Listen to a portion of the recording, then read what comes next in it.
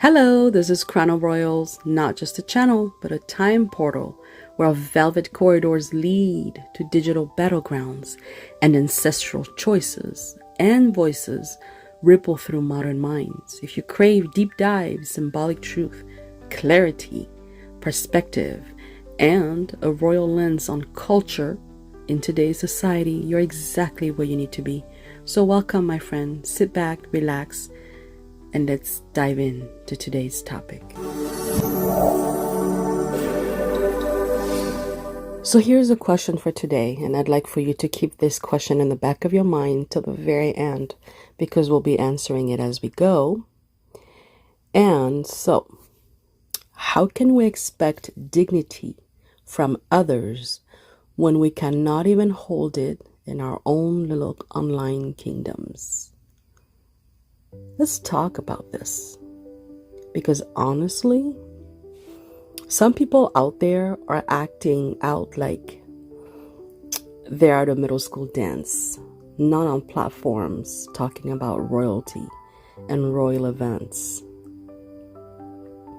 Look, I'll be honest, I'm not one to gossip. I generally don't really gossip about he says, she says, okay? But the mess within the Mexit community lately, have you seen this? Oh Lord, it's giving reality show reunion, not royal commentary. Creators threatening each other, doxing each other, screenshots flying, people making expose videos on folks they were praising just a few months ago, live streams turning into therapy sessions, into threat sessions, into but without the therapy, of course. And all this for what? Views? Sub counts? Who said what in a group chat? A lot of people go out of their way to create bigger drama than what was originally. And to be honest with you, a lot of people got too close too fast. Let me explain this. It starts with everybody having their own personal YouTube channel, right? Everybody does their own thing with a common ground that is royal commentary, quote unquote, right? So they did the whole thing. They started shouting out, other channels that they liked. And then they started collaborating with each other. And then they started to go live together, right? And then boom, the moment the audience grew too loud or too messy and people started taking sides and this and that, someone snapped, someone leaked, someone posted. Now we've got full-blown Mexiters war. So it's kind of like some royal-themed YouTube version of Game of Thrones, or a spin-off of Jerry Springer in 2025, But way less strategy and way more ego, if you ask me, okay? And here's what I call the kicker. These people, some of these folks out there, are the same folks giving relationship advices to Harry and Meghan, to the British royal family, analyzing the Queen's body language, William and Catherine's glances or their body language, saying, and some of them are out there even saying, if I were King Charles, I'd do this. No, babe. No. You can't even handle a disagreement in a live stream chat without spiraling out of control. Maybe people should hold off on judging the most famous family on earth for not resolving decades of trauma over teen scones. Literally.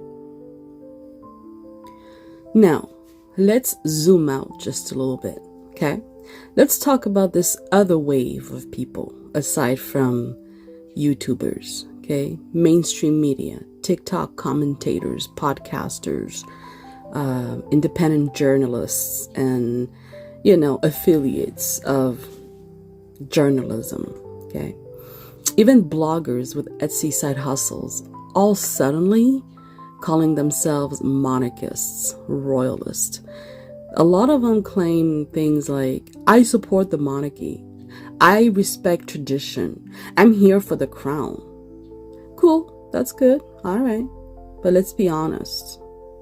A lot of these folks love the optics, the uniforms, the pageantry, the vibes.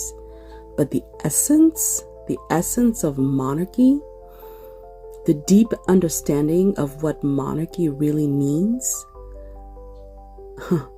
that's where most of them tap out. Because monarchy is not just about aesthetics. It's not about your Pinterest board or Bridgerton fantasies. Monarchy is discipline. It's hierarchy. It's duty carried out whether the world claps or not. Okay? And monarchy has a set of rules that, let's just put it this way. If you take monarchy and you create a board game out of it, like Monopoly or the Game of Life or, all these other board games. Well, monarchy has a set of rules each player must play by. And these rules dictate how well or how bad you will play the game, who will lose and who will win. Yes, we're not given the same chances because you will have to draw cards. But there are rules that you must understand in order to play the game. And a lot of these commentators, a lot of YouTubers that I've seen, that I've observed out there, they talk about it as if they know it all, but they only talk about it from one perspective, one point of view. And a lot of times, oftentimes, they're very shallow point of views and very narrow-minded point of views. So for folks out there to pass commentary on the British royal family, on the institution, on the crown, without barely having much knowledge of what it stands for, to me, that's stupid. That's lame, and so that's why I say that's where most of them tap out. I follow a lot of YouTubers out there, and whether I agree with their point of views or not, I follow them because I want to observe and to see how influential they are. And some of them are obviously very influential. A lot of them are very loud. A lot of them are very detail oriented to the point where they are better than the FBI. They are better than the CIA. They're better investigators than any real ones out there in the world.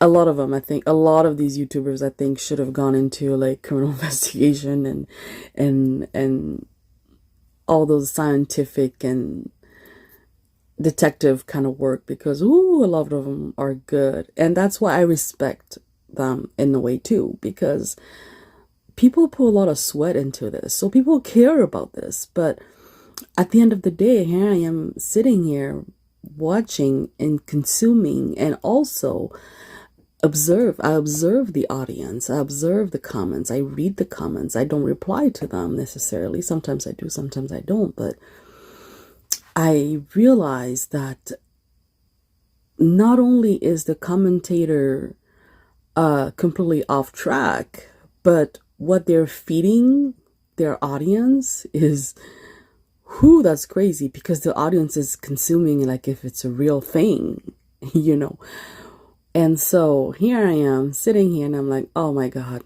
can we talk about this? Because, you know, and this is kind of where I agree with even Prince Harry when he says there's so much disinformation that goes on out there. True, there is. Because again, people comment on things that they don't really understand. And what they do understand, they're understanding for all the wrong reasons. You know, I don't know if I've lost you yet, but anywho, before I get too far and deep into this conversation, you know, again, I just want to say that monarchy is not just about the aesthetics. And so it brings me to a story that kind of hit differently for me. Because recently I read an article. I read the article about King Charles and Highgrove and the gardeners. Okay. And then I'm sure you've heard about it too. And if you haven't, all you've got to do is go out there and Google every YouTubers or just go on Google and say King Charles and Highgrove gardeners. And a lot of articles will pop out. But the one that popped out to me was, and the one that I read that was essentially the primary source, was the Sunday Times article. And so I read the article about King Charles and Highgrove, and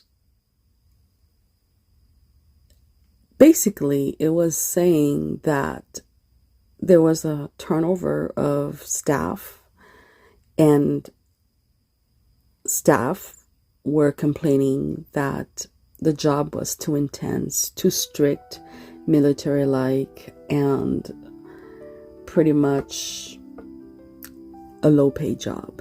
Okay. I read it once. At first I thought, interesting. What is going on, right? Then I read it again. I was like, all right, let it simmer. Okay, let me think about this. And then I read it for a third time. And then it hit me. It dawned on me. And what I saw was no scandal. It was something sacred. This man, the king, then a prince, built something real. Not just land, not just a garden, okay? But he built a whole ecosystem. A place where every tree, every branch, every bench, and every stone on a path has a meaning.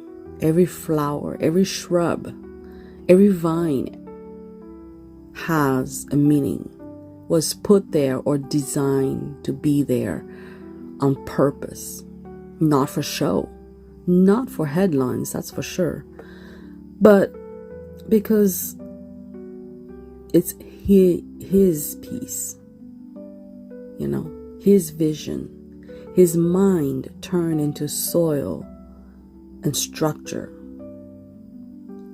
He's an architect of his own vision. That's not landscaping. That's love. That's legacy.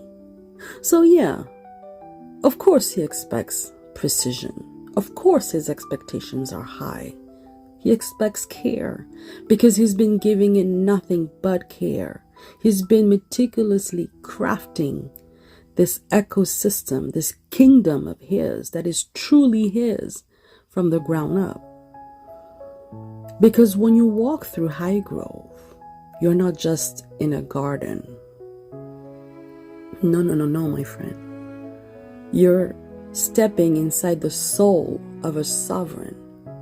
Okay? And no, the article did not say he screamed or bullied anyone, unlike most people suggest. And we all know where the comparisons are going to with a certain someone overseas, but we're not going to go there today because that's another chapter for another day, okay? But my point is, he didn't throw tantrums or humiliate staff. He said, yes, do not put that person in front of me again. What is wrong with that? If I were him, I'd say the same thing. I expect nothing but excellence when it comes to the craft and the design of my kingdom, of my sanctuary, you know. So what the article described was a man who's exacting, who's precise, because he's rooted in something older than applause and algorithm and modern day victimhood. Okay? The thing is, people today want everything casual. A chill boss, flexible hours, mutual feedback, you know, this and that. But monarchy was never meant to be a group project. It's not about consensus. It's about carrying something for the rest. It's about carrying something many of us and the rest of us can barely understand. And doing it alone most of the time, you know. So when King Charles brought up the idea also of bringing in veterans or Ukrainian refugees to help in the gardens, some folks out there clutched their pearls like, oh my gosh, you know, oh my gosh, that's horrible. How disgraceful to use refugees of wars. But I thought, that makes perfect sense. Because those are people who understand mission. They understand precision, structure, silence, sacrifice, honor, privilege. And truthfully, if I had the chance to weed gardens at Amna Hall under Catherine and William, or, you know, learn the King's botanical vision at Highgrove and whatnot, and I would do it with honor. Forget the pay. I'm not even here for the pay at this point. The fact that I get to touch and the King's private sanctuaries, botanical world, ecosystem/kingdom, private kingdom. I'm not even here for the paycheck. I'm, you know, like, think about the prestige. I would be there for the prestige of working in such a proximity to the sovereign. Am I the only one that's thinking like this? I don't know. Because all I've seen is people moaning and bashing and this and that. But I haven't really seen anybody talk about this. So I must be the weird one. You know, I have the unpopular point of view, I think. But it is mine. And that's why I'm taking the time to really, you know, tell you about this and then question, do you see what I see too? Or, you know. So anyway, the fact that proximity to a legacy is still a privilege, again I would not be there for the paycheck. And so the fact that, and the fact that gardeners were complaining about that, I don't know. I understand that today's economy and today's world we live in, you've got to be earning more to make ends meet. I'll give that. And that is certainly something the king and his staff should consider. But then again, my point is, when you work in such proximity to the crown, you're not there for the paycheck. I'm sorry. You're there for the knowledge. You're there for the experience of a lifetime. You're there for a once in a million opportunity. And if I can cultivate a rose or a flower or a shrub or something that will take the king's breath away, then oof, that's all I need, you know. But anyway, that's just me, okay? That is just me. But So let me say this. While YouTubers tear down others apart over thumbnails and hashtags and, silly things, while self-proclaimed monarchists can't even spell the word constitutional monarchy without Google search, I'm telling you, King Charles is still tending to his roses like it's an endless kingdom. It's an endless journey. It's an endless adventure, He's still crafting a world that makes sense to him. And in a country where very little thing does make sense. And he's still crafting a world that makes sense to people like me and perhaps people like you.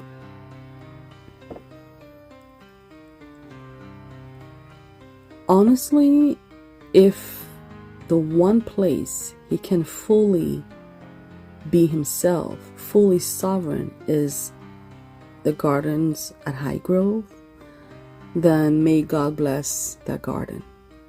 Because monarchy is not about being adored. It's just and simply about being anchored, rooted, okay? And in every vine and hedge and petal of Highgrove, every stone, every pebble, there is a man who still remembers what it means to serve something bigger than himself, bigger than the noise, bigger than the criticisms, bigger than commentaries. And that is the kind of king I respect. That is the kind of sovereign worth respect. Now, let's take a little step back. Let's zoom out the scope just a little bit, okay? Because here's a thought that I think very few people talk about. The thing is, being a sovereign in this modern world is very lonely. When you're a sovereign, you carry a weight that no one else understands. And you were not elected into it. You were born into it. Okay? You were chosen for it at birth. And there's no ifs and buts. I mean, there are, but technically there aren't. Okay? You are watched from birth. You're dissected, politicized, scrutinized, day in and day out. And yet, you can never answer back. You represent all, even the ones who hate you. You must bless those who curse you. Smile at the people calling for your downfall and attend events with grace, knowing full well there's a crowd outside with yellow shirts wearing and waving abolish signs and banners. That's not weakness. That's fortitude. That's monarchy in its purest form, enduring, showing up, silently carrying a nation's contradictions and offering dignity, humility, in a time where basically it's gone out of style. Think about it. And now we get to the the part that really grinds my gears, really tug at me. These so-called monarchists, the ones with royal avatars, the endless Instagram carousels of tiaras and titles and all that, they're often the first to turn into attack dogs the moment a royal does something that makes them uncomfortable or goes against their personal point of view. That's not loyalty. That's aesthetic obsession. That's aesthetics addiction. They love the monarchy until it challenges their point of view.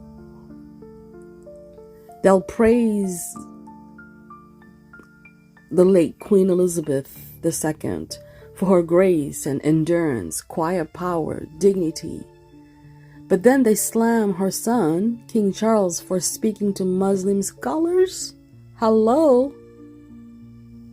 They'll fawn over Princess Catherine's elegance and her wardrobe and her waves and her smile. But then turn around and call Charles a traitor for promoting education. Turn around and make fun of his fingers. You know? Make it make sense, somebody.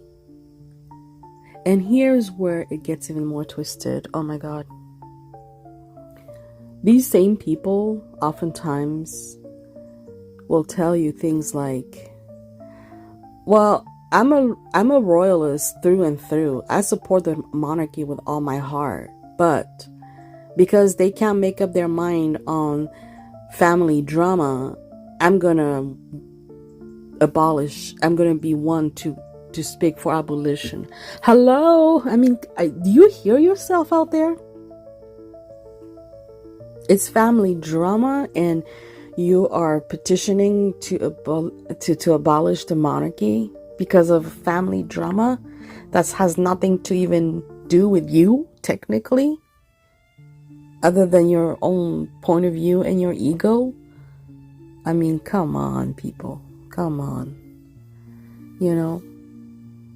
And then in the next breath, they're mocking the king. They're questioning his legitimacy. They're calling for him to be replaced by Prince William as soon as possible. Oh, how everybody wished the queen would have skipped him over to Prince William. No, that's not how monarchy works. That's not how it works. One must die for one to take over. And when one takes over, the heir must wait until it is his turn, and so on and so forth. For each cycle, for each repeat. That is how monarchy works. It's not because you think Prince William is more popular, so the crown should go straight to him. That's aesthetics. That's fake obsession. You have people who talk like that have no sense. And they don't. I'm sorry, they don't. So here I am trying to knock some sense into some of them. You know? But anyhow,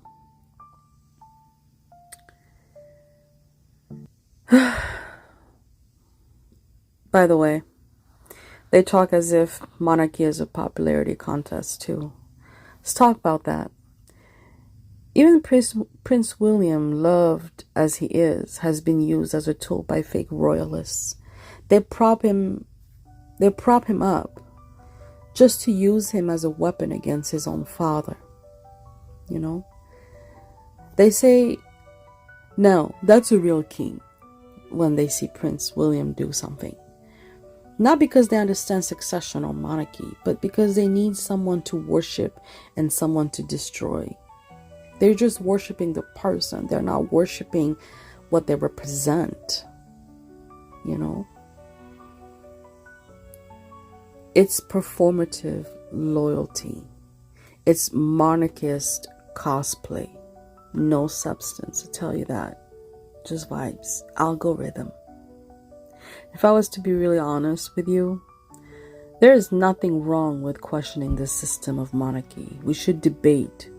We should analyze. We should grow. But what we're seeing is not critique. It's slander for clicks. It's cheap shots because the royals cannot defend themselves, and we all know this. We all know this. It's so easy to throw punches when you know the other side is not allowed to hit back. So what does that make us? Bullies, right? And that's not bravery. That's cowardice.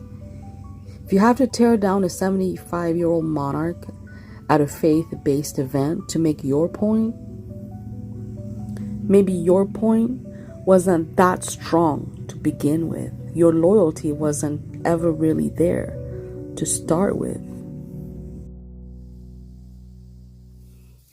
So, to those who claim to support the monarchy, ask yourself, do you support the crown only when it aligns with your opinion and point of views? Or do you understand what it really means to be a sovereign? Because let me tell you something. The king doesn't get to be petty. He doesn't get to log on and rant and tweet and refresh. Okay? He doesn't get to throw shade in a live stream or clap back in a comment section or in interviews. He just keeps showing up.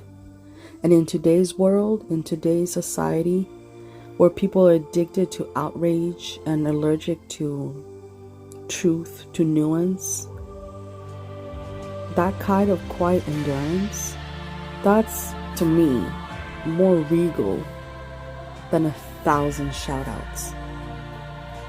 So basically what I'm saying is, well,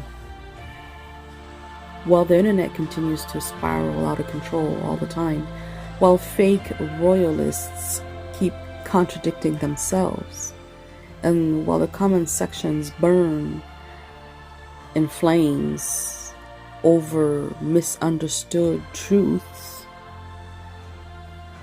the sovereign remains in his garden, at Oxford, at the helm.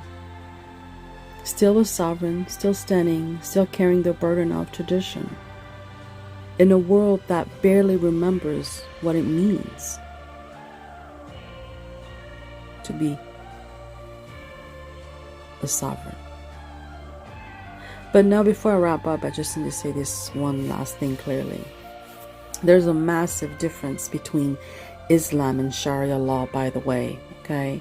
And this is kind of an introduction to one of my future topics regarding to this whole King Charles and Islam topic. We've seen out there circulating. There's a massive difference between Islam and Sharia law, okay? And too many people either don't know or don't want to know. The thing is, Islam is a faith, a global religion practiced by nearly 2 billion people. Sharia law, on the other hand, is a legal framework, and how it's interpreted varies from country to country, culture to culture, leader to leader, pretty much. Some places use it in peaceful, civil ways. Others abuse it, obviously, using religion as a weapon of control, a weapon of terror, destruction. You've seen it. We've seen it. Every religion, even on the Christian side, look at Catholics, Protestants, all that. The wars on religion and how it's interpreted has always been around. It's just the fact that you're now being introduced to theirs in a way that you don't understand. That's it. But here's the thing. People are conflating the two between Islam and Sharia law. That's like blaming the 10 Commandments and every time a corrupt pastor gets caught stealing from his congregation. That's lazy thinking, and it's dangerous thinking too, because thinking and thinking that way, let me tell you, it's just very dangerous. That brings us to actually the bigger issue. Okay, let me just discuss the bigger issue here first. Thing is, Western civilization is not just afraid of being invaded by foreign ideologies. The Western civilization is afraid because deep down it knows it is being conquered by its own collapse. Not by force, but by forgetfulness. You cannot expect to defend your kingdom, your land, your homeland, when you no longer even believe in it or in how it was rooted to begin with. I've said this before and I'll say it again. While mocking your own monarch, slandering your faith, and replacing tradition with trends and algorithms, You want strong borders? Start by guarding your values first. Because the real threat is not immigrants or foreign religions. It's spiritual hollowness, okay? It's generations growing up with no real understanding of where they come from and no reverence for the pillars that once held them steady, literally.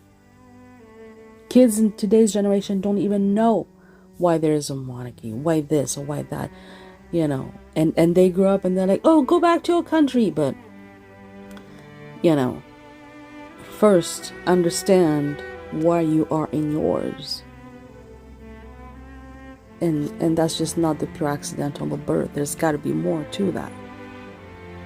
If you mock your sovereign at every turn, if you treat your religion like a seasonal accessory, like Easter, Christmas, you know, where everything is commercialized. I mean, if you spit on tradition every time it doesn't fit your mood, then why wouldn't the world see you as vulnerable, hollow? When you don't protect your house, you invite others to try to get in through the front door. When you don't lock your house, people are going to come in and they're going to raid you. You know, they're going to steal from you. And that's not a criticism of outsiders. That's a wake-up call for insiders. The West is not being overtaken. Okay? It's leaking from the inside. It's rotting from the inside. It's vulnerable right now. And foreign invaders, let's just consider it Vikings, okay? People who are hungry for power, for control, for conquests. They smell when someone's vulnerable. They can smell it from far away. And they know when to strike. And they're striking in. And you've got nowhere to go hide or defend yourself with. So what you do, you rant on Twitter as if something is going to make a real difference. No, it's not. It's really not. Really not. So it's a wake-up call for insiders. The monarchies of old understood this. That faith, honor, structure, even when it's flawed, were defensive walls. Because now, those walls have been replaced with sarcasm and Wi-Fi. And every time a sovereign like King Charles extends a hand in diplomacy, not domination, not submission, but just mutual respect, he gets dragged for it. And people wonder why the West feels weak. Hello? Because we don't defend what's ours anymore. We just scroll. We just complain and moan and laugh at the very foundations that made our nation stand tall in the first place. Let me ask you, if your house was on fire, would you mock the person holding the bucket? That's what it feels like. When people attack King Charles for speaking peace, inclusion, and mutual respect, that's what it feels like. When people cheer for monarchy on Monday and then tear it apart by Thursday. If you love the crown, really love it with devotion, with truth, with clarity, with understanding, with purpose, with philosophy, with knowledge, with respect, then protect it also from ignorance. Defend it from cheap clickbaits and lazy headlines and destructive headlines. And remember, monarchy is not just about who wears the crown. It's about what the crown represents: stability, identity, faith. Even when it's quiet, even when it's inconvenient. Because in a time where everything is loud, fast, and fake, and trendy,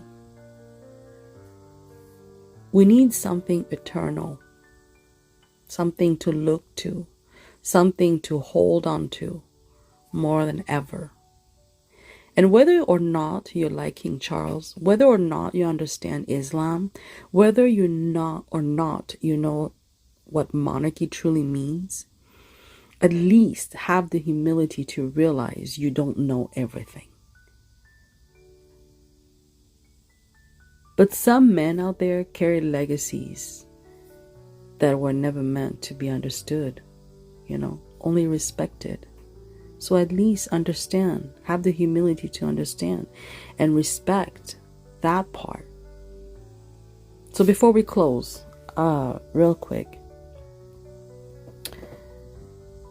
do you really know where you stand? Are you a royalist? Are you a monarchist? Or are you just in love with the aesthetics of it all? There's a big difference between supporting the crown and simply enjoying the crowns. Liking the fashion, the palaces, the family drama. That's not the same as understanding monarchy as a living institution. And in this digital world we live in right now, it's easy to get swept up by the popular votes, by the loudest voices, by the most clicks and the most subscribers. It's easy to follow whoever is the loudest, whoever seems to have receipts, whoever claims they've got secret sources or insider tips. But receipts don't equal wisdom, and volume doesn't equal truth. But the truth is, if you do not understand the essence of monarchy, the weight, the sacrifice, the restraint that comes with that duty, then you're just playing dress up with centuries of legacies at your fingertip, tweeting away. And that's fine until it becomes harmful, So I want to thank you truly for spending time with me today, for giving space to these deeper, sometimes uncomfortable but necessary conversations. I don't take your presence lightly, If you made it to the end here, then you're not here for gossip, obviously. You're here for perspective, for truth, for clarity, and for what matters. And perhaps just maybe it's time we all humble ourselves over some of the things a little bit. The truth we don't like to admit is our own lives are far from perfect. My life, your life, all of our lives are not perfect. And this is kind of a personal thought I kind of had in the back of my mind for a while, and I'd like to just express it and put it out there for whoever wants to reflect on it. Next time we feel the urge to pick someone apart, whether it's royal or a random comment online, ask yourself, are you criticizing how something was done, or are you slandering someone just because it feels good in the comment? Because let me tell you, truth does not need to scream, and integrity does not need applause. So as you go on with your day, your week, your journey, be mindful, be thoughtful, be above the noise.